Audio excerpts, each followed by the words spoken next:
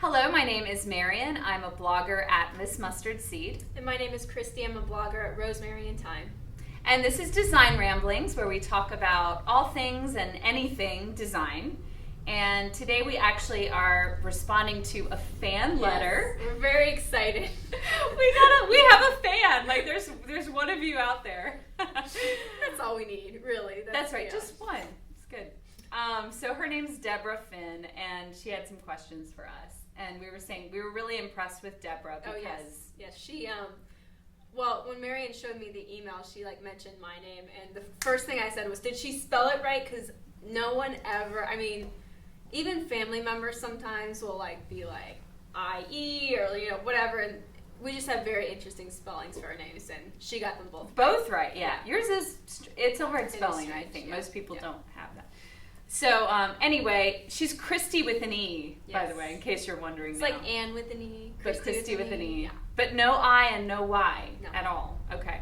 So her questions, she would like to know our opinions on the barn door sliding doors being installed in houses now. Is this going to be a long-term trend? I like it, but would a buyer like it when I sell my home? So that's a good question. Yeah. Like when we make big design choices in our home, what's the resale value going to be? Right. So what are your thoughts on that?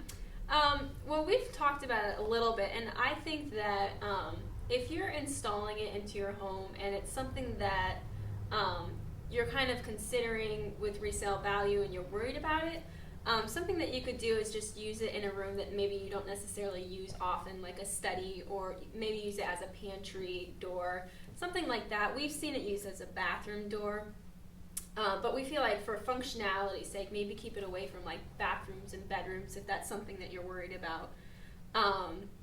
Just so that you can bring it in as something, kind of like an architectural feature, but it's not necessarily affecting the use of your home. Yeah. Because we asked the homeowner about that. I was like, so what do you, this looks really cool, but what if somebody's in the bathroom? I'd be trying to hold it closed with my foot or something. Do the, all floors. And I think she said they're going to put a latch on it, and it's really just, their family uses it and stuff. So it's not a big deal, but... Right. But I think you do need to keep that in mind. And for bedrooms as well, because, you want some privacy to be able to close and lock the door and not just have it be able to easily slide open. So, and it's not going to provide a lot of soundproofness either, because it's not like a closing ceiling door. Right. So, so I really like it for closets, for maybe to divide a living room and dining room, almost like pocket doors that are exposed, you know, that can provide this architectural interest when they're open, and then provide some privacy when they're closed, or separation of the spaces. So, but I like them. I think we both like them. Definitely. I would put them in my own home for sure. Yeah. But I guess just keeping in mind, for functional sake, if you're worried about that, just maybe use it in kind of a less obvious way. I think you can also install it in a way, so if you do put your house on the market, you can take it down, and then you can take it with you. Yeah. I think as far as liking it in people's homes, I think that it makes a big difference, what your design style is, and also what the style of the home is. I think we've talked about this with trends before, that people will just sort of pop a trend in their home just because they like it, but it doesn't really work. And I know that's always such a bummer. It's I love that, but it just doesn't work in my home. Right. So I think you do, unless you're going to be changing your style to suit it, I think you have to look at, okay, do I have sort of that cottage or rustic or farmhouse sort of feel going on? Or industrial. It can be very industrial too, a big metal sliding door. So we like it, and I think it just depends on your design aesthetic if it's going to work for you. But Deborah, you said you like it, so I'd say go for it. Yeah, I would definitely give it a try. Yeah. The second question is, what to do with a house full of paneling? Well, what's your answer? My answer is to move. Okay. just give up and move. But okay, so I disagree with that. There's qualifiers for that. Okay. When I was growing up, we had that 70s flat paneling that's... but it had grooves in it, so it was awful to paint. Did it have murals on it?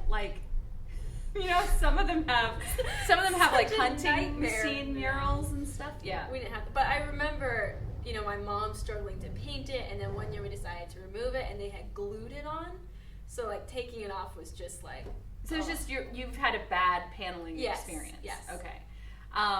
Yeah, I like paneling a lot. I think when we were looking at homes a few months ago, when I'd see a home with paneling, unless it was going diagonal, I was like, ugh, no. I can't handle But if that. it's going, yeah. But if it's going straight up and down or sideways, I really liked it because I think it brings a lot of architectural interest. Like everybody's planking their walls and stuff, and it just gives you that immediately. I would definitely paint it though. Yes.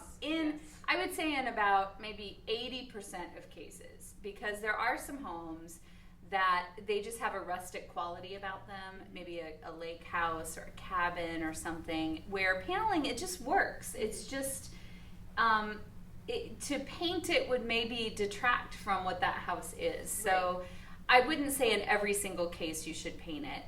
There are some things to keep in mind when you're painting real wood paneling though, and that's that wood swells and shrinks as it gets humid and warm, and then it gets cold and dry.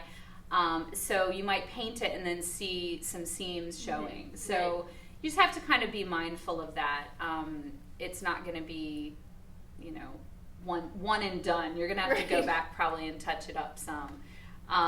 But yeah, I like the idea of painting it. I think if you do have like that cheap paneling, maybe just removing it. Right. And I think everything gets so much better when you use real materials. So if you're using real wood, or you have a home that has like real wood paneling, all for that. Like that's good stuff. Yes. That's good stuff. Don't mess with that. Yeah, it's okay to paint it though. But I think when it gets to like the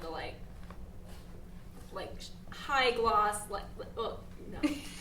there's just some paneling that just cannot be tolerated. Like if it doesn't look like it's from nature, okay. So fake paneling, no. Real wood paneling, yes. Okay to paint it. And I think it's also okay to leave it alone. I know, especially if you have usually it's the men in the family who they can't stomach painting paneling. And I think in that case, there's lots of really wonderful ways you can work around it. There's some great, maybe we'll put up a couple pictures of some spaces that we really like, because I've seen some recently that I was like, wow, it looks bright and nice, because I think paneling can look heavy and dark. Yes, for sure. In the book, The Nesting Place, she talks about having a home with paneling, and she describes it as like soul-sucking paneling. You just are in the room, and it's just like...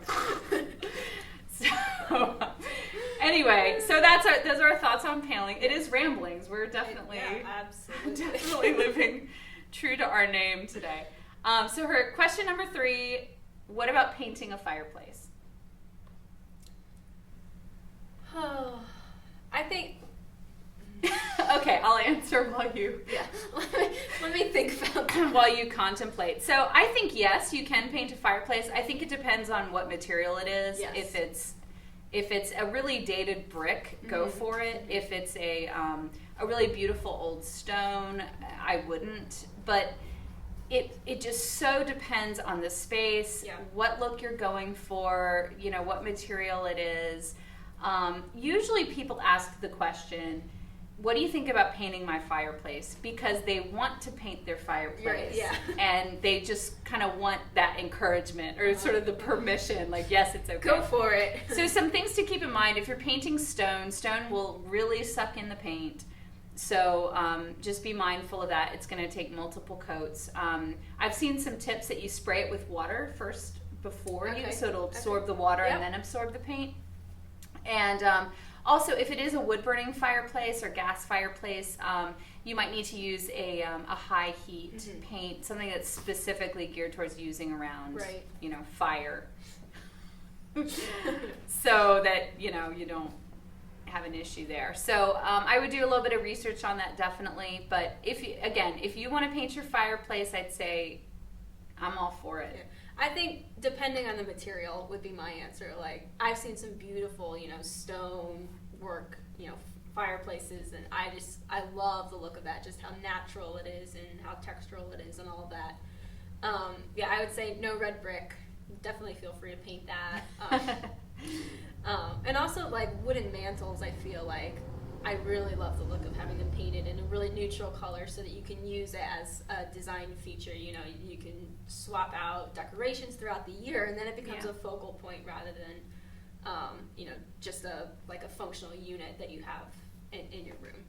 Now, we had a big stone fireplace in our family room, and it was massive, and the gas didn't work, and the stone was like this exterior stone that had this real pinkish color to it and really large grout lines, and I just hated it. So we just took it out. Yeah. We just got rid of it. Just knocked it out and took it out and put our, you know, a buffet with the TV over it there, and it made the space like so much more functional. So I think sometimes, again, people feel kind of stuck into, well, for resale value, we have to keep a fireplace and all that, but I think sometimes floor layout can really, it makes more sense if you take it out altogether even. So yeah, I'm for painting or not painting. The thing that I would say, and I would say this about kitchen cabinets, anything that's like a big thing to paint, just make sure you're sure. Don't just one night, I want to paint that fireplace, and you just go for it, and then you're like, oh gosh, it looks worse, it's not what I wanted. So just make sure you're 100% sure. And there are a lot of great tools that you can use, like even through Photoshop, like you know, just painting that fireplace white on your computer first, just to make sure you like it. So that's what I would suggest. Yeah. So thanks for your email, Deborah. Yes. I hope we got so excited. I know. Mail! I hope we answered your questions somewhere in there. And if you have any questions, Deborah, if you have any other questions, or if anyone has any questions for us, we'd love to ramble about those. Yeah. So send them our way.